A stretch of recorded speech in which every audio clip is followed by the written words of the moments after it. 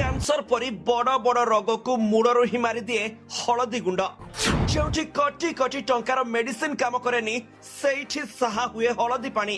କଳି ଯୁଗର ଜୀବନ୍ତ ସଞ୍ଜୀବନୀ ଭଗବାନଙ୍କ ଆଶୀର୍ବାଦ ହଳଦୀ ଗୁଣ୍ଡ। ହଳଦୀର ଉପକାରୀ ଗୁଣ ଜାଣିଲେ ଏବେ ଦୌଡ଼ି ଯାଇ ହଳଦୀ ପାଣି ପାଟିରେ ଦେବେ।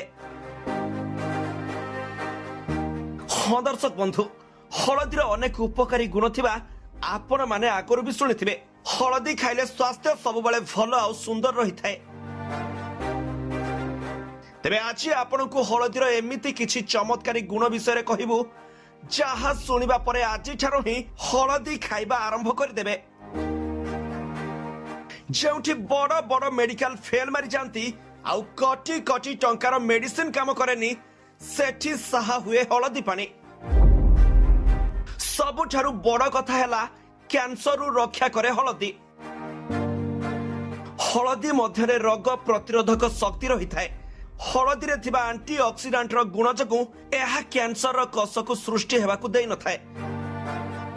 ଯଦି ଆପଣ ହଳଦୀ ପାଣିର ସେବନ କରୁଛନ୍ତି ତାହେଲେ ଏହି ସମସ୍ତ ପ୍ରକାରର ଟ୍ୟୁମରରୁ ରକ୍ଷା ମିଳିଥାଏ। ଯଦି ଆପଣ ସପ୍ତାହରେ 3 ରୁ 4 ଥର ସେବନ କରନ୍ତି ତାହେଲେ ଭବିଷ୍ୟତରେ କ୍ୟାନ୍ସର ଭଳି ରୋଗରୁ ମୁକ୍ତି ପାଇପାରିବେ। ବର୍ତ୍ତମାନ ରେଡିଏସନ ଯୁଗରେ ଖାଦ୍ୟ ପଦାର୍ଥର କୁପ୍ରଭାବ ଯୋଗୁଁ କ୍ୟାନ୍ସର ରୋଗ ବୃଦ୍ଧି ପାଉଛି, କିନ୍ତୁ ହଳଦୀ ପାଣିର ସେବନ ଯୋଗୁଁ ଏହି ସବୁ ରୋଗ ଦୂର ହୋଇଥାଏ। ପୁଣି କୋଲେଷ୍ଟ୍ରଲ କମ୍ କରିଥାଏ ହଳଦୀ। ହଳଦୀ ପାଣି ସେବନ କଲେ ଏହା ଆପଣଙ୍କ ଶରୀରରେ ଖରାପ କୋଲେଷ୍ଟ୍ରଲକୁ ନାଶ କରିଥାଏ। ଏହା ରକ୍ତକୁ ଗାଢା କରିବାକୁ ଦେଇନଥାଏ।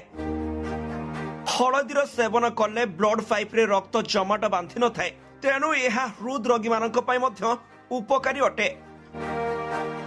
ପୁଣି ହଜମ ପ୍ରକ୍ରିୟାକୁ ଏହା ମଜବୁତ କରିଥାଏ। ହଳଦୀର ଆଉ ଏକ ଉପକାରୀ ଗୁଣ ହେଲା ଏହା ଶରୀରରେ ଭାଇରସ ବା ପିତ୍ତ ସୃଷ୍ଟି ହେବାକୁ ତ୍ୱରାନ୍ୱିତ କରିଥାଏ। ହଳଦୀ ପାଣି ସେବନ କରିବା ଦ୍ୱାରା ଆପଣ ଯେଉଁ ଖାଦ୍ୟ ଖାଇଥାନ୍ତି ତାହା ସହଜରେ ହଜମ ହୋଇଥାଏ। ପୁଣି ହଳଦୀ ଅଦରକାରୀ ଚର୍ବିକୁ ଆପଣଙ୍କ ଶରୀରରେ ଜମାଟ ବାନ୍ଧିବାକୁ ଦେଇନଥାଏ। ତା ସହ ହଳଦୀ ଖାଇବା ଦ୍ୱାରା ରୋଗ ପ୍ରତିରୋଧକ ଶକ୍ତି ମଧ୍ୟ ବୃଦ୍ଧି ପାଇଥାଏ, ଯାହା ଥଣ୍ଡା ସର୍ଦ୍ଦି କାଶକୁ ଖୁବ୍ ଶୀଘ୍ର ଭଲ କରିଦେଇଥାଏ।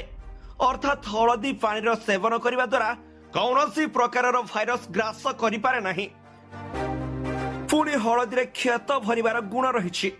ଯଦି ଆପଣ ହଳଦୀ ପାଣି ସେବନ କରନ୍ତି ତାହେଲେ ଆପଣଙ୍କ ଶରୀରର କୌଣସି ସ୍ଥାନରେ ଆଘାତ ଲାଗିଲେ ତାହା ଖୁବ୍ ଶୀଘ୍ର ଶୁଖିଯିବ।